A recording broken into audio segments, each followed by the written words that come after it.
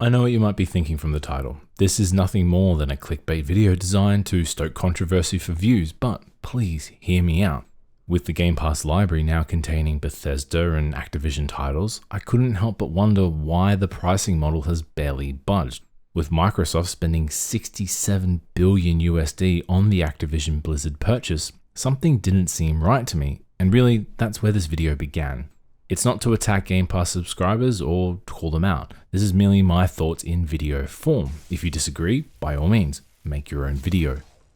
Last thing before we begin, I chose Skyrim as the background footage based on my need for a Game Pass title, and I really wanted to play Skyrim. Firstly, I loved Game Pass. No one can say that Game Pass isn't amazingly good value for money. Having access to such an enormous library of titles from small indie games to AAA monsters, not to mention having access to Xbox first-party titles on day one.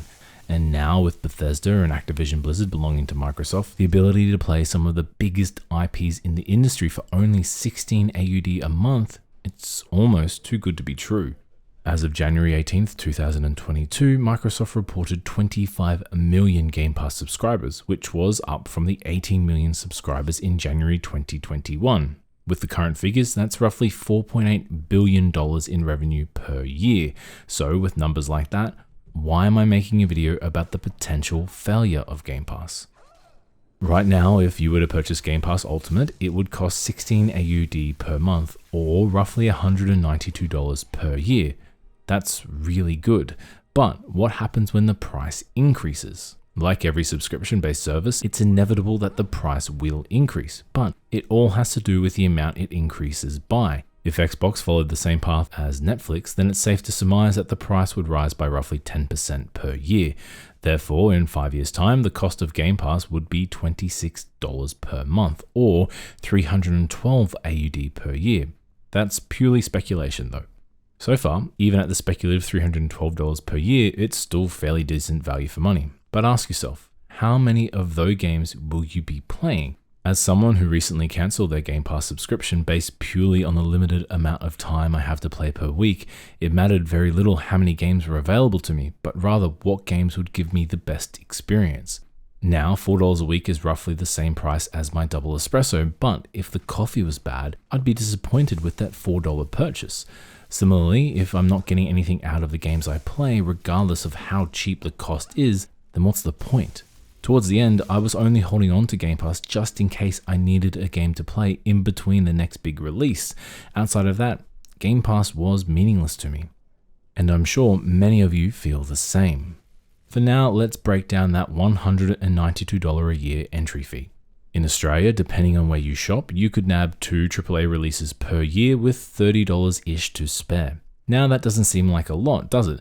But when we factor in that many players may have a PlayStation Plus subscription or an Xbox Gold Pass, while PC players might have an Epic Games account just to claim those free games, and some still only purchase games when they're on sale, well, suddenly that $192 a year, it's going a long way. You might also have a backlog of games to play, and when we also consider birthdays and if you celebrate Christmas, then suddenly you have quite a few opportunities to pick up some new games, not to mention purchasing pre-owned titles from EB, Gumtree, G2A, or simply borrowing games from your mates.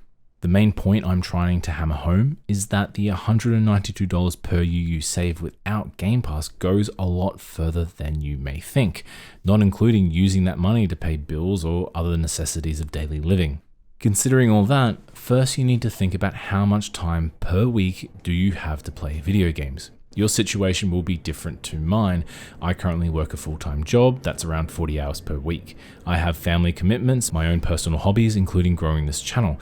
So I have to manage my time carefully. And on average, I have around 8 to 10 hours per week to play games for my leisure. That's not including any live streams or games for this channel. All in all, that's not an inconsiderable amount of time to enjoy the art of video games. But that all depends on what games you enjoy playing. For me, I love RPGs, games that can take up to 40 to 50 hours to complete and fully enjoy. Persona 5 is a game I sunk 200 hours into. Granted, that was a long time ago. Regardless, it's my favorite video game series and I loved every minute of those 200 hours. But now, if I were to take that same 200 hours and divide it by the amount of time I currently have to play, it would take me roughly 4 months to experience one of my favorite games. In fact, right now I'm playing through Persona 5 Strikers and I still haven't finished it. I'm only 30 hours in and it's almost been 6 weeks. Time is very important to us all, and the older you get, the more that time becomes increasingly precious, to the point that you might have less than 10 hours to play per week. Maybe it's your career or you have a child, but soon, video games will take a less prominent place in your life. And just like that, those 2, maybe 3 or 4 games per year you purchase will go quite a long way, especially with multiplayer games, free-to-play, or titles that have massive amounts of replayability, such as Elden Ring or Skyrim. Obviously, there's another side of the coin too. Maybe you're a YouTuber, or perhaps you don't work at all. You might be a crypto millionaire, and not only do you have more time up your sleeve, but that $200 a year is nothing but a drop in the ocean. You are in the minority though. The next issue that Game Pass faces is Overchoice. The concept of Overchoice was first introduced to the modern vernacular by Alvin Toffia in the 1970s, and despite his methods being difficult to reproduce, it's hard to deny that we have all felt the burden of Overchoice in our lives. Imagine being at a nice restaurant and staring down at a menu that's filled with amazing and delicious dishes, but there's too many to choose from. So you end up sticking to something that's familiar, something you've had before, something you know you'll enjoy.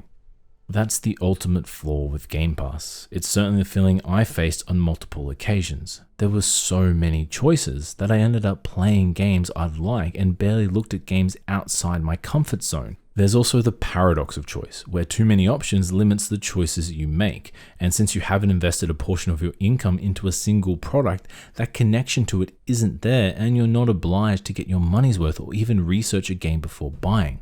The moment you're not enjoying a game or you begin to find it difficult, you can simply uninstall and pick another title from the many dozens waiting for you. And that's a big issue. At first it seems great. You never have to worry about making a bad decision again, but that takes away a large portion of the non-conscious enjoyment we get from playing games we love. And once you start pulling at that thread, the whole system unravels and suddenly Game Pass becomes less appealing. Your experience may be different, as I'm only sharing my own opinion through my own experiences. I love the research and decision-making process when I purchase a new game, even if it sometimes doesn't work out. Don't get me wrong, I played some great games on Game Pass, but factoring in the limited amount of time I have to play, combined with that constant thought that I could replace the game without a moment wasted, well, it left me thinking of those games I've played before and wanting to play them instead. Social scientist Barry Schwartz, in his books The Paradox of Choice, discusses the burden of overchoice and the inevitable feeling of regret when we waste time browsing dozens upon dozens of products only to settle on something familiar. He elaborates and highlights the decision-making process when making a choice. We weigh up the positives and the negatives and formulate a decision based on those parameters. The products carry more value because we were invested in the decision-making process. But by introducing overchoice and combining that with little repercussions for our choices, then the reward of the decision-making process no longer exists, and our non-conscious connection to the game, it just isn't there. Think of the last time you purchased a game. You saved money for it, watched your favorite reviewers, and then it lets you down. It's not nearly as good as you'd hoped. You would certainly feel regret, and perhaps you'd trade it in for something better. Game Pass does eliminate this because of the abundance of titles at your fingertips. It removes buyer's remorse and allows you to simply find a replacement. However, now imagine you find that perfect game. You love it. You want to invest dozens and dozens of hours into it. You feel incredibly satisfied with your research, with all those steps paying dividends. That emotional connection to the game is galvanized and your enjoyment multiplied. And yes, Game Pass can give you that same experience, but if that one game will give you dozens of hours of new gameplay, new experiences, and you only have a limited amount of time to play, then what's the point of having hundreds of games available at any one time? FOMO naturally plays a big part in this. Microsoft has designed it into the very core of Game Pass. Don't believe me? Well, by absorbing Bethesda and Activision Blizzard, it shows that the very foundation of Game Pass is built on a castle of sand, constantly needing to induce FOMO to increase the subscriber count. Do you want to play Elder Scrolls 6? Get Game Pass. Do you want to play Diablo 4? Come, get Game Pass. It just works. This goes for any subscription-based service. It's the reason why Netflix cranks out so many new shows and movies. It's to increase those subscriber numbers, and more importantly, it's to keep the subscribers around. And yet, they continue to increase the price year on year. Something Game Pass will have to do, no matter how many studios they conquer. Now, this last section of the video is pure speculation, and it's going to be on the potential price model for Xbox Game Pass. It's more of a thought experiment rather than a demonstration of gathered evidence. One option for Game Pass is a tiered model approach. We actually have that already, with Game Pass Ultimate including the ability to play games over the Xbox Cloud service, while the basic pricing model removes this feature. What I think will change is how much it will cost to access certain games. With Microsoft acquiring some of the biggest studios in the industry, it's no surprise that they'll want to charge gamers access to some of the biggest IPs around. Personally, I don't see how Xbox can feasibly keep giving players access to upcoming games like Diablo 4 or Starfield while only charging 16 AUD. What I see happening is Microsoft giving us the choice for cloud gaming and client-based gaming, but then having the options within.